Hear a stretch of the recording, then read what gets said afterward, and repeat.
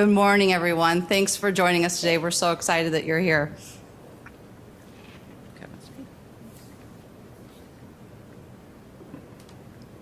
So I wanted to start by talking a little bit about my professional journey. As Kevin said, I'm the founder of orgSource. It's a management consultancy that's been serving the association community for 17 years. And then we co-created .org Community 7 years ago. And then we recently, based on feedback and needs from our customers and you and our community, started an organization, a company called orgWorks that will help with staffing, recruiting, freelance support, and those types of things. A little bit more about my background. I've been helping associations support digital strategy for more than 2 decades. And throughout my career, I've really been at the forefront of technology disruptions. I was in the thick of digital developments because wasn't because I had a background in technology, but I was there because I had embraced new opportunities that technology created for us to innovate and grow businesses. So when I graduated from college, my goal was to someday be an executive director of a nonprofit, but obviously my journey took a little bit of a different path. I began my career when I got an opportunity with the American Association of Neurological Surgeons, and there I had an opportunity to work with the team to develop the first association website. I didn't even know what a website was, so back in the day, I went to Barnes & Noble's, got a bunch of books, and figured out what the heck HTML was. And then with the help of David Reed over here, he was our IT director at the AANS, then he kind of pushed me along the way. So that was great. That experience snowballed into when another association invited me to start a for-profit subsidiary to build websites for other associations. So in those 9 years at that organization, I ended up overseeing IT, web services, and the for-profit subsidiary. And as some people in this room, like Brian Willard over here, would know, that I had no technical experience whatsoever, but I was responsible for everything related to technology for the organization. So I tell you this because I believe that everybody in this room can be a digital leader and really help move organizations forward in that respect.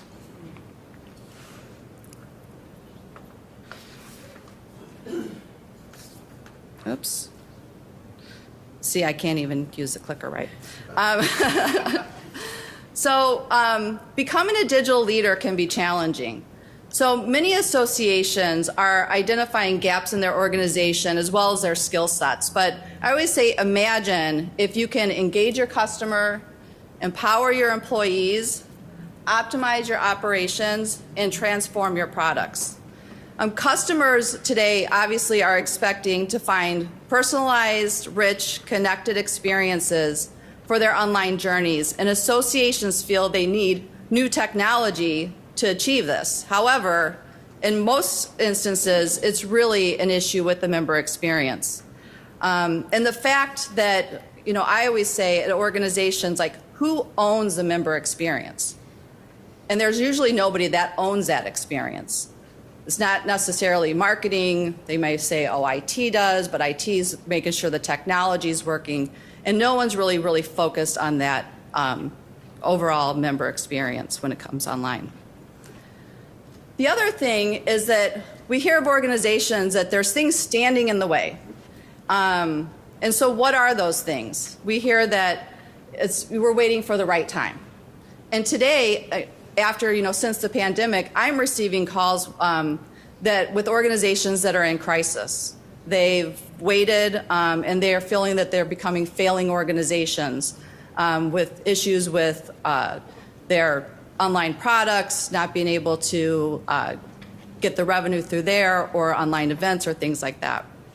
The other thing is waiting for everything to be perfect. So I have been talking to an organization for over 3 years, and they'll want to get started with their website project, and then they'll call me and say, oh, so-and-so left, we can't do that. And this has gone on and on and on till just recently, now that again they're in crisis mode, they call and they have an urgent need.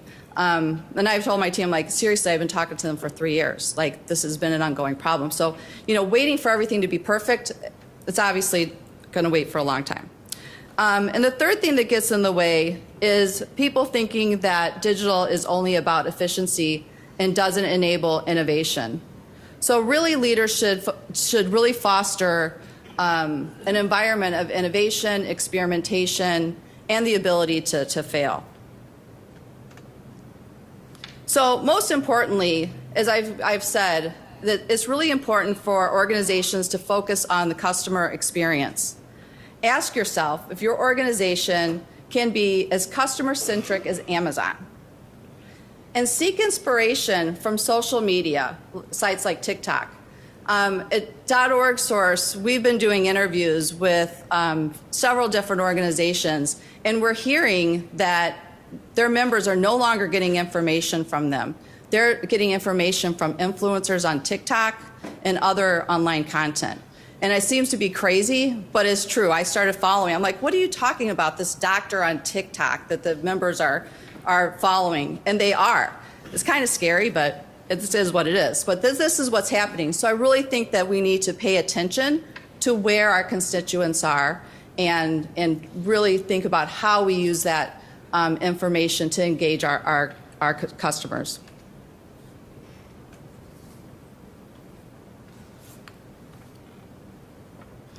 So now let's talk about the people that you need in your organization to really move forward in a digital era.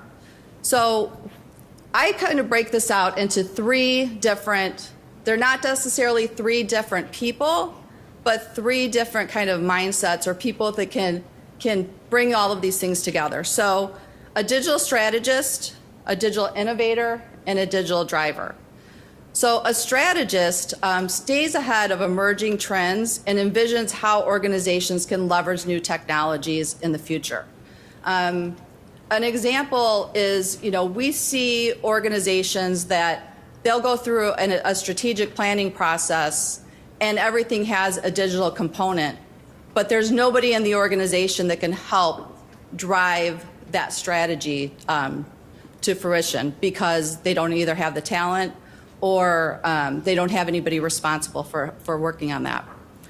An innovator. So an innovator disrupts the status quo and thinks about how technology can position their organizations for success. They find a way to overcome legacy thinking and innovate new business processes as well as opportunities. And then lastly, and I think most importantly, is a digital driver. So somebody that can build trust in the organization and work across all areas of the organization. We really see that technology projects and the implementation fail when they don't have somebody that can collaborate internally and bring everybody together to be really focused on what they're trying to achieve. So we see this, and some people look at me and say, well, we can't afford to have an IT person, or we can't afford to have a digital strategist, Sherry. Like, what are we going to do? And when we're working with organizations, we will find people and say, oh, wow, John's really good at that. And John's a really good collaborator. Can we teach him what he needs to know to drive these projects forward? We've done this in many cases. Most recently, we worked with an organization that they were looking at getting rid of their graphics design department, and they were just going to say, forget it, all these people can go and find another job. We were like, no, we want that person and that person. They're a really good project manager. They're a really good collaborator. Let's bring them on this digital strategy team and repurpose what they're doing. And that has been, and we've done that a few times, tremendously successful. And the person that we did that most recently for is now the director of digital strategy for that organization. So several years ago, at orgSource, we developed an assessment tool to help organizations benchmark their current status and identify what gaps they need to fill prior to a digital transformation process. So here are the 9 categories that we have in the survey: strategy, decision-making, innovation, revenue, people, process, technology, cybersecurity, and analytics. And you know, one of the things that is interesting as we kind of go through these surveys is that a lot of times the senior staff are very surprised at what gaps the rest of the staff feel that they have in the organization. So even without taking the survey, kind of think through these things at your organization of, you know, where you guys are in terms of, you know, decision-making process. Does everybody understand what the decision-making processes are and how those things happen, et cetera? So once you've identified your strengths and weaknesses in those categories and understand where you need to fill the gaps, consider your capacity in these 4 areas. Customer engagement, empowering your employees, optimizing your operations, and transforming your products. So again, when you're thinking about digital transformation or a digital strategy or project, really think about these buckets and what the things that you are trying to achieve under each of those buckets. Then, for each of those buckets, we suggest that you use in a scorecard where you say, what are we trying to achieve? We're trying to achieve a richer and more engaging experience for our customers. We're trying to achieve increased job satisfaction. What are those things for you? And then what are those business outcomes and benefits? So this not only, when I talk about having a digital driver and communicator, I think it's really important to also make sure that this is being communicated throughout the organization and everybody's kind of staying on track of what's the goal. So, and sorry for my AMS vendor friends, but when you're going through the pain of an AMS implementation, keeping these things in mind of like where we're gonna be at the end of this ends up keeping everybody's kind of spirits up and saying, yeah, we've got this, we're gonna do this, and this is gonna be great at the end of the day. So, kind of to wrap up, the pandemic has forced organizations to adapt to a reality of digitization or face going out of business altogether. Today we have an opportunity for lasting change. We can learn, improve, and build our digital capacities, and hopefully that's why you guys are all here today. So let me emphasize one point. There's no safety in the status quo. The digital marketplace demands that you let go of the past, challenge current assumptions, and lean into what's next. Associations must redirect their reliance on tradition to an approach that is future-oriented and transformational. We can't ignore the competition because it surrounds us, and we can't apply tactics we've relied on in the past. So without a different approach, it will be challenging to perform at the level the marketplace demands. The consumer environment is all about control, when, what, how they make purchasing decisions, and online networking and conferences are creating new avenues for collaboration just as rapidly. This is a time to become creative and provide your constituents with on-demand education, knowledge, and connections that their professional future demands.